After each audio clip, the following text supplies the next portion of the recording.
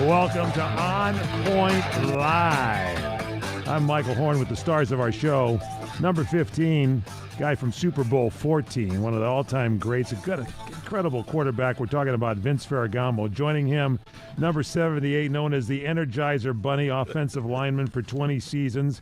I'm telling you, it was the offensive lineman playing all of his seasons with the franchise Los Angeles Rams. Hall of Famer Jackie Slater. Gentlemen, welcome to your broadcast.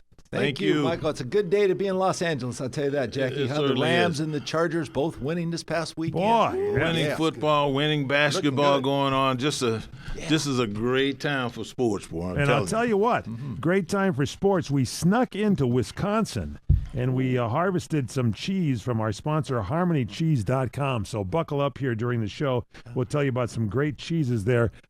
Jackie, I got you some Abergele. Oh, my goodness. And Vince, I picked up some Parmesan. How about that for you. 6-pepper cheddar? Did you get some of that? You're torn between the two of those, 6-pepper cheddar or the Abergele. And Vince, you're just right there at the with the wine. Vince just wants cheese he can shred and put over some pasta. That's all he wants. Don't our guests always get a bottle of wine and some cheese? They may Absolutely. be today. Now that you mention it, we can't hold back. We'll talk about that in a second here. I'll tell you. I'm a guest, by the way, on the show today. I don't know if you guys don't pay me, so there you go. All right, listen, we've got the website here we want you to check out, onpointlive.net. Subscribe to our YouTube channel, On Point Live with Vince and Jackie. We're on Instagram at on.point.live. And don't forget, you can email us. Get us your questions out. We got a good guest today. You're going to be wanting to talk to our guests, so get to our email there, onpoint@crntalk.com. Onpoint, ONPOINT, at CRN, as in Championship Radio Network Talk.com. What's been going on this week with you guys? Vince, Jackie, what have you been up to? Watching football? Oh, man, watching so football. Much football. How do you not watch football? Yeah, Thursday night. Then you have college football Friday, Saturday, and then you Sunday got and Monday night. Then you got a really good team sitting right here in our backyard. The Rams are just they're just off the cuff. They're playing so well. I was looking for a baseball game, for gosh sakes. Is there any more World Series games? Our producer, too Corey bad, Marino. Mike. Baseball's over. Baseball's Come on, Corey. over. Can you get another baseball game together? I'm good for a bit. I'll bring the sushi with the Dodgers, let me tell you. We got a team there for you. All right, we got to take a break. When we come back, we got a great guest coming up here today. We're going to analyze last week's games, look at this week's games, keep you posted on everything going on. Don't forget, it's On Point Live. Put a liking to us at our website and also at our YouTube channel, On Point Live with Vince and Jackie. Email us, onpoint@crntalk.com. Onpoint@crntalk.com. We'll be right back.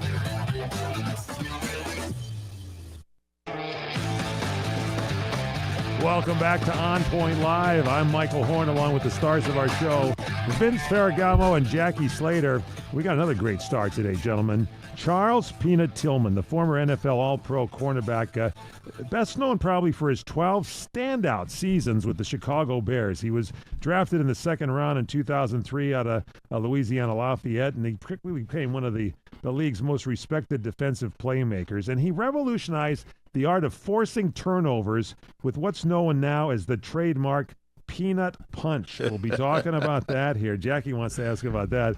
And finished his career as the NFL's all-time leader among defensive backs in forced fumbles. A two-time Pro Bowler, 2013 Walter Payton Man of the Year, heartbeat of the Bears defense through their mid-2000s, played in Super Bowl 41, holds franchise records for defensive touchdowns, ranks among the top in interceptions, and he's also known for his leadership and humility with his commitment to giving back. We'll be talking about his charitable work, too. We're talking about the one and only Charles Peanut Tillman. Welcome to the show, Charles. Glad to have you with us.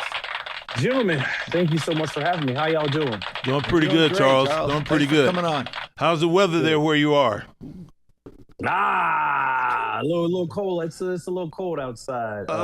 There's a little bit. We had some snow. It's been snowing lately. Oh, That's yeah? right. It was snowing in the game on Sunday. Already we Jackie. got Yeah.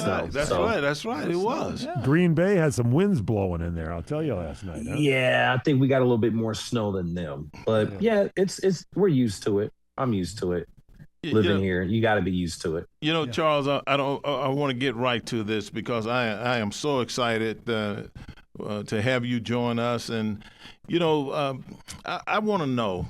I got a couple of things I want to know. The first one is, when did you know that you wanted to play and wanted to be committed to playing football at the very, very highest level in the NFL? I was 5 years old. Wow. I was 5 years old. I was I don't know exactly where I was at. I was about 5 or 6, and I saw football for the very first time and said, "That is what I want to do." It looked fun. I didn't know anything about the money or the fame. It just looked fun, and I was like, "I want to do that." Yeah. I get to hit people, and I get to carry that football, and you can tackle them, and people cheer for you. It just looked really fun. So if my dad were here right now, he would tell you, yeah, I remember that. He talked about football all the time. I was obsessed with it. I was obsessed with playing the game of football. Didn't understand the game all the way, didn't know all the rules. I just played it just in my backyard with all my friends. Didn't play organized football with a coach and pads and a helmet until 8th grade. Wow. Up until that point, I just was always in the yard with my friends outside. What game were you watching? Was it a Ram game with Vince and Jackie playing in it when you were 5 years old? It might have been. It had to be. They might have been playing the Bears or something like that. Funny story about you, Mr. Slater. It was Super Bowl in, Atlanta. I think we were in Atlanta for Super Bowl week. I obviously I was retired, but we were in Super Bowl in Atlanta. I was working for Fox. No. It was Super Bowl in Houston. I was working for Fox Sports. Patriots. And the Patriots. You were there. in Atlanta. You had the dope yellow Hall of Fame jacket, or gold, I should say.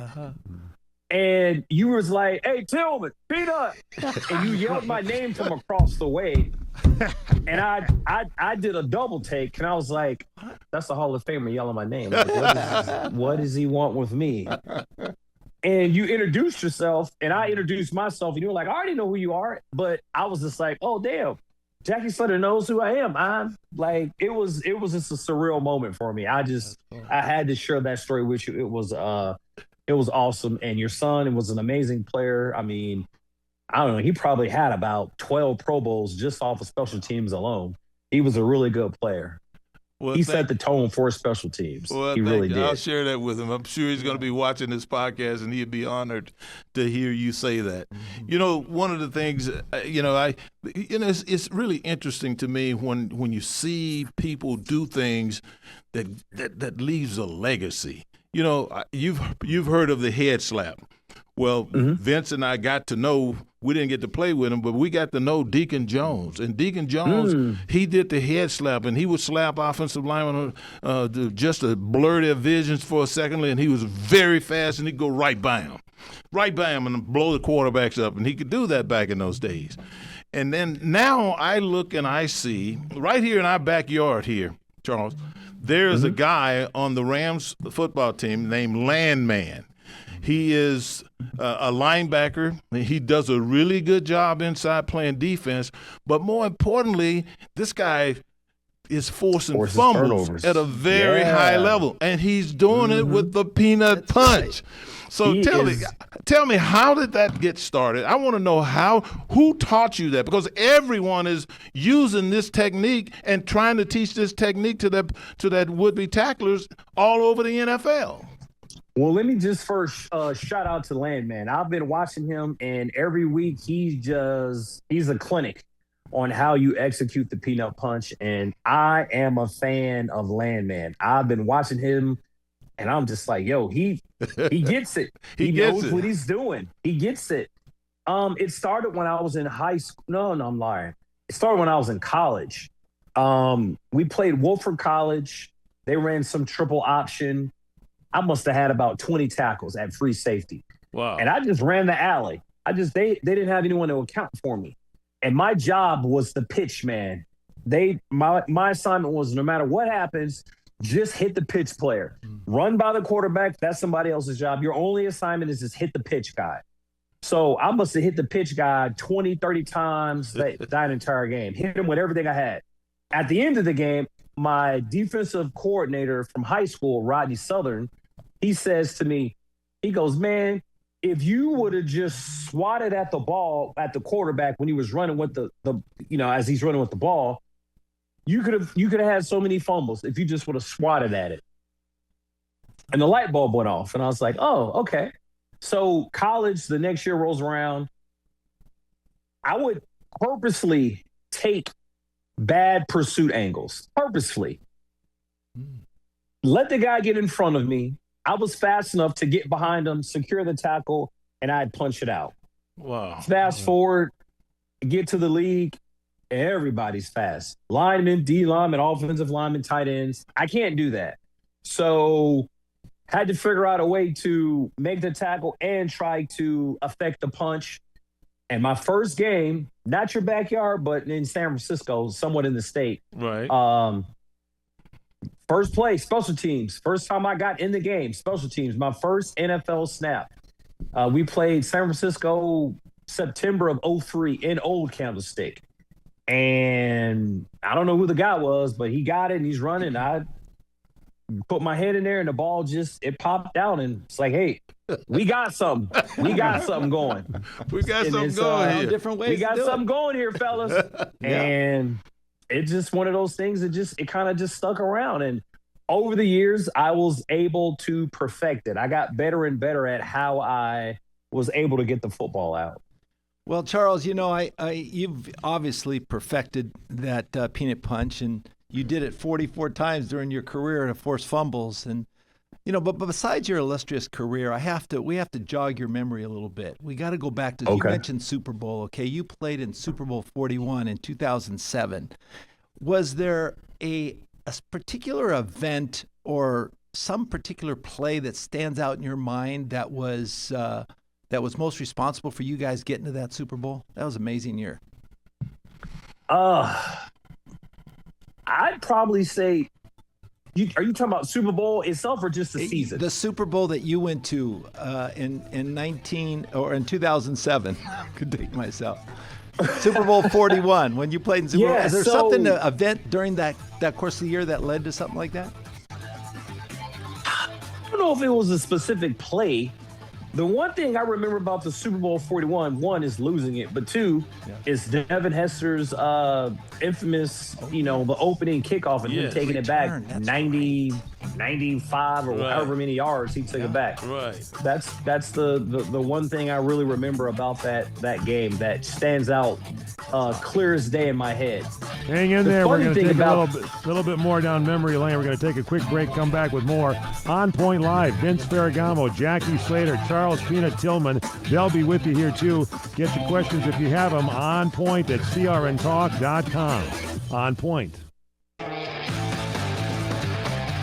It's On Point Live. I'm Michael Horn, along with the stars of our show, Vince Ferragamo, Jackie Slater from the Los Angeles Rams. Our guest today, Charles Peanut Tillman from the great Chicago Bears. And just before the break there, Charles, you were talking about, Vince asked you about the road to Super Bowl 41 and what play you remember on the way there to get into the Super Bowl. What was it? What was something that you remember leading up to it in that series, in that season? Leading up to the series or leading up to getting into Super Bowl, it'd probably be just the Arizona game. Everyone thought we were down and out, and we were down 21-0 at halftime. Olin Kreutz gave this amazing speech. We come out the second half. Offense didn't really do anything. So defense, we scored 2 touchdowns. Devin Hester returns a kick. Arizona misses a field goal, and we go up and we beat them. And it was just an amazing comeback on Monday. I think it was Monday night or Sunday Night Football. That was probably the reason we made it to Super Bowl 41, because everybody, we really believed, and we didn't think anyone could beat us. We all bought the Kool-Aid or drank the Kool-Aid, and we bought into the system, and we believed in one another. And it was just, it was an amazing comeback. It was an amazing victory for us. It's funny how we always remember those big team efforts when we all pitched in and made a major contribution towards a big team effort win. Yeah. Peanut, I just can't get beyond what I'm seeing with this peanut punch. And I'm looking at this, and I'm seeing guys take their fists, balled up their fists, and they are literally punching at this football to knock it out. And in many cases, it doesn't seem like they're in a position to tackle the guy. it Right. seems like they're going to yield a whole lot more yards on the ground. But the goal is to punch that ball right out of their hands. Is that? Talk to me about that a little bit more, because there are a lot of people that's going to be using that, and I want them to understand how the guy who started, what he was thinking when he was doing it. So the goal is to get the ball back for the offense. There's this old stat in the NFL. If you're +2, you're 80%, +3, 90%. Right. Oh, sorry, +1, you're 70%. Right. So my whole job under Coach Smith was, we were taught day one, takeaway. We got to get the football back for our offense. We have to outplay the other person's defense, the other team's defense. My goal, get the ball back. I'm trying to punch the ball, and I'm trying to make the tackle. Because if I just go for the punch, you're going to keep running and you're going to get all those yards, and then I got to tackle you. Right. I try to tackle and punch at the same time. So when I would come up for a tackle, I had very good eye discipline to look how the ball carrier was carrying the ball. Sometimes I'll use my pencil sharpener. Sometimes the ball's here, it's here, it's here, it's here, it's here, it's there. So you have to constantly know, if I'm punching here, am I punching down? Am I punching up? Am I punching across? So I'm trying to figure out what type of punch I'm about to throw. And I have to do that within a tenth of a second, and I do it at the last minute.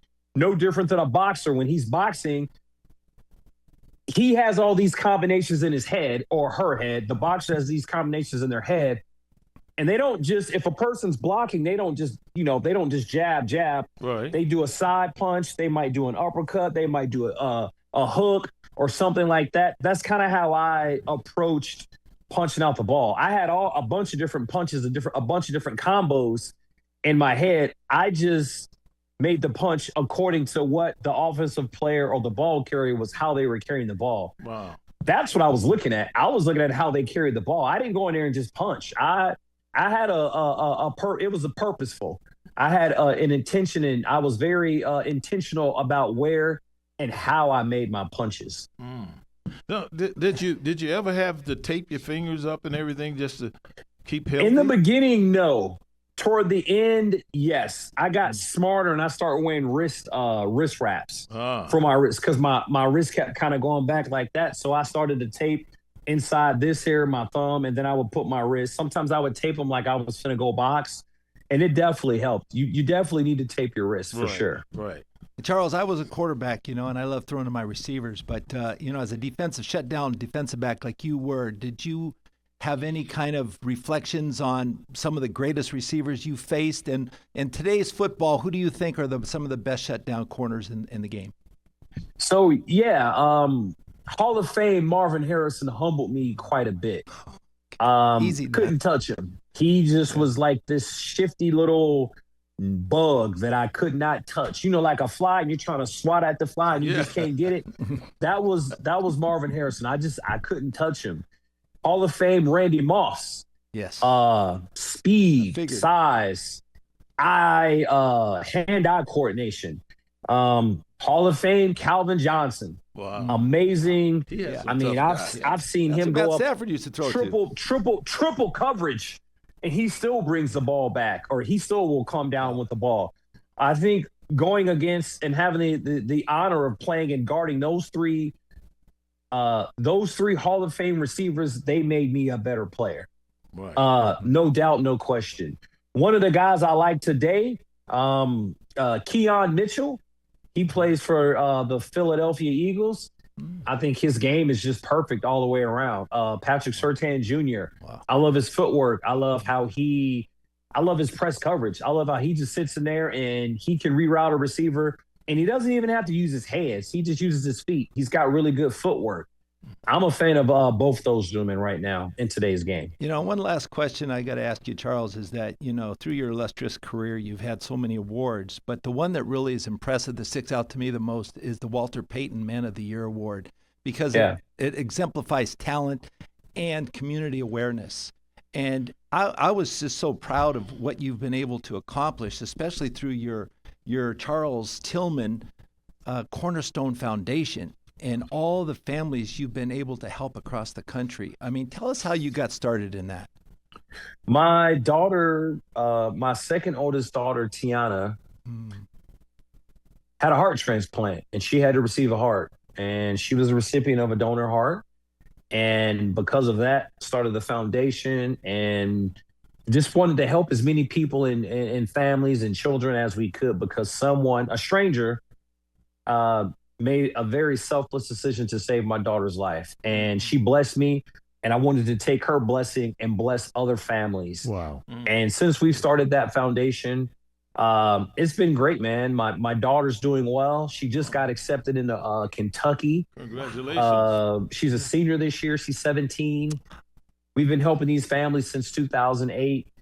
And it's really been a blessing that our family has been able just to help other families. Because as they say, it takes a village. I didn't get to where I am by myself. I had a whole lot of people that have helped me along the way. Even when I got off my path, they were able to put me back on my path. And life's hard, man. It is. Life is hard. It is. And in my deepest and darkest hour, someone helped me. And there's a lot of people that have dark times and dark moments. And hopefully our foundation can be the light that these families need. And winning that award, Mr. Slater, Walter better than anybody. One of the best things about that night was hanging out with Miss Connie, Jared, and his sister Brittany. Yes. Because I finally got a chance to know about and hear about Walter Payton as a dad, a husband, and not a football player. Obviously, I knew everything about him living and playing for the Chicago Bears. But I heard about him as a man, as a dad, and as a husband. And it was the coolest night. It is one of my most favorite memories in my life. It is a core memory that I have with that night, or on that night with the Payton family. Right. Well, Charles, if we can ever help you with your foundation and your efforts, you please let us know, because both Jackie and I are very much involved with charitable events, so we'd love to help you. Let me ask the three of you a question here, Charles. It's Mike Horn. Jackie, you played your whole career with the Rams. Most of your career, Vince, with the Rams, you were in Green Bay. You went to Buffalo. You played in Canada for a while. Charles, you played a little bit at the end there with Carolina, but primarily in Chicago. I used to go to the Midwest to my uncle's farm, the breadbasket of our country. And Vince, you can add to this because you played in Green Bay. Is there something about that area where the people are leaving their front doors open? They love their sports. What was it like for you to play in front of the fans, whether you had a rotten season or a great season? They seem like they're always there for the team, for the Bears. They are. Even when we had crappy seasons and they booed us, they still showed up. They would boo us, and then they would all show up the next game. It wasn't until I got injured, and I went to a tailgate. I've never tailgated a day in my life. I finally got to tailgate with some fans, and they had gotten out there at 5 a.m. to put a brisket or a pot roast or something on. And I'm like, y'all get out here this early to cook and then go in the game and cook and buy more food and drink $20 beers. Like, it's a lifestyle for some of these people. And I enjoy it. I didn't really get that. And then doing different appearances, talking to fans that said, man, my grandfather took me to my first Bears game at Wrigley Field. I've had season tickets since 1945. Right. And you have to sit back and just say, oh, wow, these aren't fans. This is their team. This is a lifestyle. Right. This is a choice. And they choose to love this team through thick and thin. Right. They love this team. Right. I didn't really appreciate fans until I appreciated fans more when I got into the league, because I understood what they go through. We get paid, an obscene amount of money, and our fans of the NFL, not just Rams fans or Bears fans, just NFL fans in general, they love their team. Green Bay, they love their team. The Rams, they love their team. The Packers, they love their team. That's all they got. And it is their life. That's right. And I didn't understand it. I even understand it more now that I'm retired. And I love hanging out with these fans. It is one of the coolest things. If all of you listening, if you have never been to a game and you have never tailgated, go to a Rams game, a Chargers game, a Bears, a Pack, just an NFL game, or wherever you can get Or your check us out here at On Point Live. Charles Peanut Tillman, we love you. Thank you so much for being with us. What a show. Back to On Point Live. I'm Michael Horn with Vince Ferragamo, Jackie Slater, and our guest, Charles Peanut Tillman from the Chicago Bears. And what a great interview here today. Vince, I'll let you kind of wrap things up if you want to with Charles. We have to thank you so much. And when we're ever back in the Midwest, we'll come look you up. But you certainly have to enjoy our gift basket that we're going to send to you. And I think Jackie wants to find out information about your websites for your foundation. Right. Yeah, it's charlestillman.org. I'm at Peanut Tillman on Twitter or Instagram. We have a raffle December 20th, Bears Packers. Check it out. You can buy some raffle tickets and you'll get 2 tickets to the game, 2 sideline passes, and I personally will hand them to you. Whoa, that's pretty cool. How do you do that? You have to buy a ticket? Yeah, you go to a raffle, so you can either go to go to my link in my Instagram, is Peanut Tillman or at Peanut Tillman, or you can go to our website, peanuttillman.org. And we got to get in that raffle, Jackie. I know. I'm writing it down now. Write it down. Jackie wants those tickets, I'll tell you. peanuttillman.org or on Instagram at Peanut Tillman, correct? Yes, sir. charlestillman.org or at Peanut Tillman on Instagram or Twitter.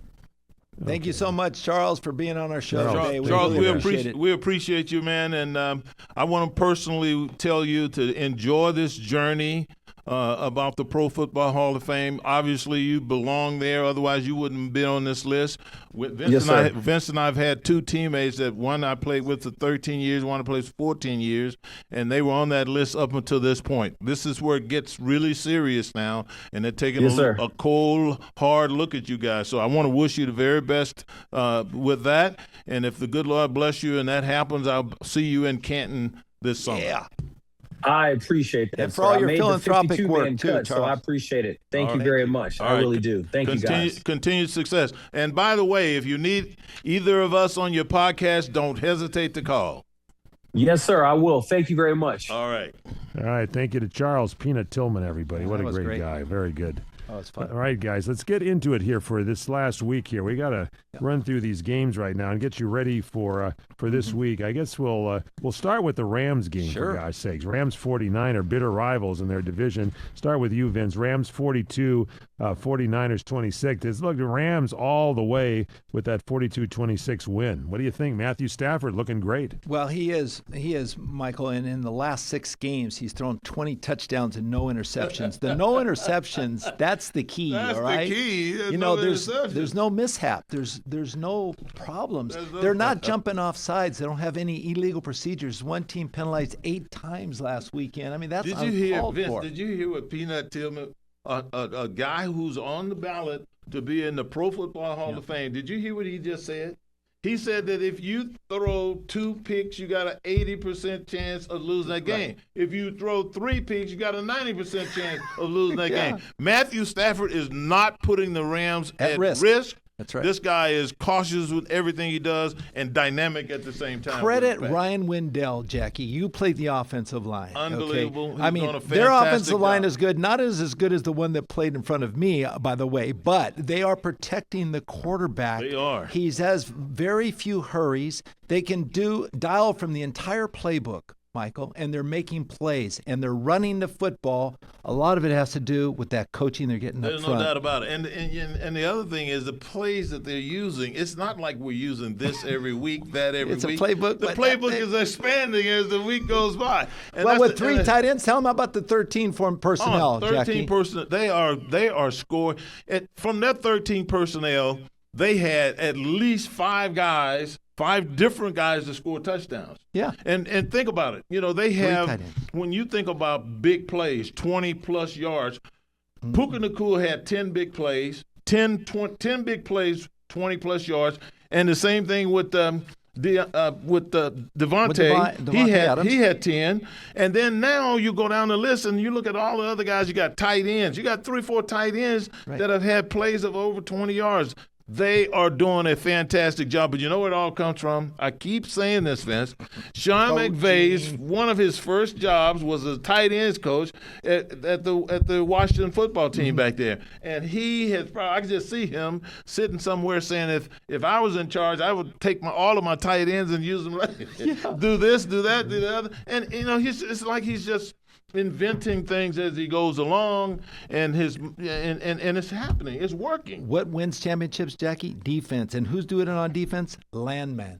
Oh, my goodness. He's got a great How's he TV doing show, it? With too. his peanut punch. We just talked to Mr. Peanut. He is knocking that ball out of there deliberately every single time he's done it. You can see him aiming and everything. And to me, Vince, with the way I use my hands as an offensive lineman, I had to keep them all taped up and everything. It just seems like that would be detrimental to the health of my hands, just punching that ball in there like that. Remember, that ball is not soft. It's a hard ball. The ground cannot cause a fumble anymore, Jackie, so you have to punch it out prior to you reaching the ground. Right. So you're going to have to get it out of the season. Third fumble Yeah, of the people are season. trying to rip it away. Ripping away doesn't always work. Ripping away doesn't work. Punching works. It does, because it's sudden, and it catches them off guard, and no one is expecting Especially that. from behind, too. Yes, no one's expecting that punch. Boom, come in there right quick with that. Yeah, and as good as the 49ers were, Mike, they just were no match for the Rams. All right, Chargers 25, Pittsburgh 10. Expected more from Pittsburgh. Chargers are looking very good, Jackie. Yeah, I expected a whole lot more from Pittsburgh than what I saw. And Vince and I were talking about this game on the way in, and the quarterback that they got in there, he's a veteran quarterback, but they having problem getting open. They simply don't. The receivers that he has are just not getting open. It's like the guys. Learning new routes. DK Metcalf is limited on his routes that he runs, Jackie. He just runs really guy. up the field and maybe in an in route. You got to be versatile. You have to do all different kinds of routes. And Aaron Rodgers just they had to share drop passes also. I mean, their defense is playing well, Pittsburgh. But it looked like the Chargers defense were the Pittsburgh defense out there. And Justin Herbert has encountered 33 sacks this year. Lately, he's not getting sacked because what's he doing, Jackie? He's making up his decision quicker, and if there's no one there, he's going to take the alley and take it. He is taking off running. He's taking off running the football. That's making a big difference. Which means, Vince, that eventually he's going to take a shot. He slides. Well, he eventually, scrambling quarterbacks. He slides. Whether they slide or not, eventually, if they're looking to take off, they're going to get blown up eventually and be sitting over there on the sideline. I don't like my quarterbacks taking off like that. Detroit 44, Washington 22. Vince Ferragamo, you take it. Okay, 44-22. That says it all, Michael. You know who's calling the plays now? Is Dan Campbell, the head coach, is calling the plays. What does that do? Wait a minute. Yeah. I don't know that he's calling the plays. He is. He just took over for that particular game in that particular time. Well, it worked so good, Jackie. I mean, it's going to work. They're going to keep going. They're You not think going to so? take away something that's working. You think so? Yeah. I mean, I think he's added more versatility in this offense and more punch. Yeah. They were getting a little stagnant, and now they're just back to their old self. Well, what they're doing is is they're running the ball. That's what he's calling running plays. Well, he expects it to work. Yeah, That's the difference. I know, and I'm a big proponent of running the football. You know that. Right. But at some point in time, Vince, you got to understand the coverages down there, which he probably does because he was a tight end. But you got to be able to attack coverages and everything. And I'm not sure that he's cut out to do that. Yeah. Well, time remains. Starts up front. Yeah, I'll give you this next one, Jackie, because I know it's your favorite team. Houston 36, Jacksonville 29. You like that quarterback on Jacksonville? I'm telling you right now. I'm telling you. DeMeco Ryans, okay. DeMeco Ryans, and without his best quarterback, his best quarterback. Yeah. But I'm just having problems with Jacksonville and their quarterback. I just don't see a level of sophistication. I don't see adventurous game planning where they're using all of these exotic formations like Sean McVay is doing with the three tight end packages that he's using. I just don't see that, Vince. Well, where's Jacksonville's defense? They give up 36 points. But Davis Mills, the backup quarterback, comes in and he leads their team, especially on that run for the touchdown, the go-ahead touchdown. They're just playing it at a higher level. Houston is, and Jacksonville isn't. So their overall team. The whole team. Yeah, we'll see what's happening with those guys when they come up. Vince, Seattle, speaking of quarterbacks, you do like Sam Darnold. Seattle 44, Arizona 22. Yeah, they had 5 sacks on Jacoby Brissett. Does that say something? That's saying a lot. Okay. Means their defense comes to play, and they play the Rams next week. So this is the game of the season. This is the for game. both teams. This is the game that you want to see right here. But Seattle, Jackie, I haven't seen them play this defense since the days when they went to the Super Bowl. Yeah, so, they're this playing is a good really team. well. And Sam Darnold's got a lot of weapons. Yes. And I think Cooper Kupp behind the scenes. Yeah, he's Yeah. coming is back. making something happen. He's coming So back. He's going to want to play I this think, week. I for sure. think they've been. I think he's waiting for this game. Yes, I think they've been waiting for Cooper Kupp to get ready for this particular game. Well, if anyone would know how to run a route against the Ram defense, this would be the guy. Cooper Kupp has been coaching this wide receiver core ever since he's been there. Make no mistake about it. Jackie. And one of the things that I was concerned about was him being on that sideline in Seattle and telling these people up there how to beat the Rams. Right, Because that's right. anybody knows how to beat them, it's Cooper Kupp. Okay, who's the coach on the field for the Rams? Matthew Stafford. Matthew Who's Stafford. the coach on the field for the Seattle Seahawks? Cooper Kupp. Yes, there's no doubt about that. All right, All right, Baltimore 27, Minnesota 19. Jackie. Well, I mean, Baltimore looked really. Did they look like the Baltimore of old? Yeah. Didn't they look like they belonged to Lamar? And didn't that team that's look right. like it was Derrick Henry's running the everything ball was tailor again. made It's for all him? back to It just came back to what we've been used to seeing there in Baltimore. And let me say one more thing about Minnesota with J.J. McCarthy. We've talked about his shortcomings, okay? Mm-hmm. 8 illegal procedures against Minnesota. Now, why do you suppose? Most of those illegal procedures were wide receivers and offensive linemen. So what does that tell you? What There's does no that tell? We never saw that a year ago. That's up to the quarterback. We never saw that a year ago. No, never with Sam Darnold. Never You saw don't see that it. a year ago. You can't illegally jump off the ball before the snap on offense. No, you can't. So that tells me that first of all, they've been listening to a lot of different quarterbacks up there for the last couple of years. Well, they better start listening to the right one. And sure. I don't think it's Kevin O'Connell's. I don't think he would have made. I don't think he made that decision to let Sam. All right, 2-minute warning. I really don't. Jets 27, Cleveland 20 at Miami, finally winning a big game, 30-13 over Buffalo. That takes us down to New England winning again, 28-23. New Orleans over Carolina in a you pick 'em game, 17-7. Denver 10-7 in a who wants to win it game. That's right. Vince, what'd you think of that? Well, that was like who wants to win is right. I think the Denver Broncos defense comes to play, and Every week. I don't know. Every week. Bo Nix is a little inconsistent, so they have to get that consistency back. And you think with Sean Payton, they would be able to find that. Yeah. They're going to have to find it real soon because they got a tough game this week against the Chiefs. But Vince, he's in his second year, right? Yeah. He's still a rookie. He's still maturing. He's still in his learning how second to year, play. and he's still learning. So I think expectations can be a little bit high, not only for him, but for all of these first, second-year quarterbacks. All right, real quick, Yeah. Chicago 24, Giants 20. Vince, you wanted to comment on the Eagles over Green Bay with some coaching calls, 10-7. The Eagles barely win it. Late in the Yeah, game, man, Jordan Love, the quarterback's job is to manage the clock. And with a minute and a half with 2 timeouts at midfield, you don't have to hurry a 4th and 1. You take your time. You got to convert to keep the drive alive, to go down with the scoring, the go-ahead score. And then, I mean, that doesn't make any sense. So you got to shape that up. I don't know if that's correctable or not because you just have Where to does that have come from is where I wanna know. instincts as a quarterback to know how much time's on the clock. All right, email us your comments, questions at onpoint@crntalk.com. Don't forget our sponsor, HarmonyCheese.com, direct from the Midwest and Wisconsin. The great cheese. Start ordering it for the holidays and your holiday parties. HarmonyCheese.com. Check us out on Instagram, on.point.live. Follow us and give us a like on our YouTube channel, On Point Live with Vince and Jackie, and our website, onpointlive.net. Take a break. We'll be back. Back on Point Live Speed Handicapping. I'm Michael Horn, Vince Ferragamo, Jackie Slater, our producer, Corey Marino. All right, week 11 here. Let's start with you, Corey. New York Jets at New England Patriots. Who you like? I got the Patriots. I do too. Vince. Patriots. I got to win more games this week, guys. You guys got Okay, me. in Everyone's Madrid, taking the Madrid, Patriots. Spain. Washington Commanders at Miami Dolphins. Jackie. I'm going to have to go with the Dolphins. Me too. Me too. Yeah, I took the Dolphins as well. Okay.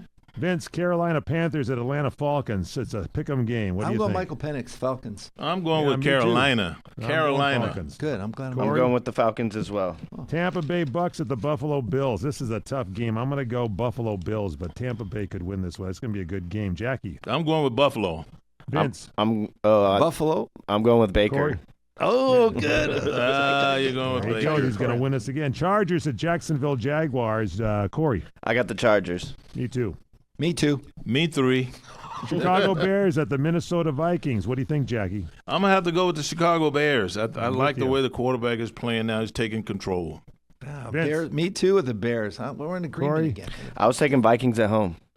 All right, Green Bay Packers at the New York Giants. Vince, I'm going with the Packers. Bounce Me back. too. Well, Come on, Jordan. Too much turmoil in New York. I'm going to have to go with the Packers as well. Corey, Yeah, Packers. Russell Wilson might be the starter, so no way with Giants. Cincinnati Bengals going up at the Pittsburgh Steelers at home is going to be a tough game. I'm going to say Pittsburgh. Jackie, Pittsburgh, they're going to be smarting. Mike Tomlin ain't gonna not gonna lose another one. I'm going Pittsburgh. Corey, I'm going Bengals.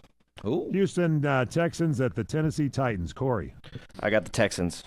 I Yeah, do me too. I got the Texans. I got the Texans as well. San Francisco 49ers at Arizona, the Cardinals. Jackie, Well, it looks like Brissett is hot, doing and good. that secondary and no pass rush. I'm going to have to go with them. You going I'm Carolina? going with I mean Arizona. Yes. I'm gonna go with the 49ers. me too. I'm Corey. going with 49ers as well. Seattle Seahawks at the LA Rams. Vince, Well, I know everybody's gonna go with the Rams, so I got to go opposite. So I'm going I'm with going Seahawks. Rams. Absolutely. They're all I going can't Rams. believe I'm you. going- I can't believe you picked I them. got to get back in the lineup. There's Jackie. no way they're going to lose. There's no way the Rams. Rams are Jackie. going to lose to these guys. Rams. Okay, very good. Corey. Rams. Okay, Corey. Ravens at Cleveland. Ravens. I'm I taking got the the- Ravens. Ravens here. Kansas City at Denver. I'll pick Denver for you. Corey. Oh, Thank no, you. no. Denver it is. Yeah, I'm going with the Chiefs. I'm going with Andy Reid. Yeah, All right, Detroit Lions at the Philadelphia Eagles. I got Detroit. What do you think? I got Detroit. I'm going with Philadelphia. Lions. Are you kidding me? Cowboys at the Raiders. Vince. Cowboys. Yeah, well, I have to go Cowboys. with Cowboys. I'll go Cowboys, Cowboys. Cowboys. All right, Vince, what do we always say? Stay on point. Point.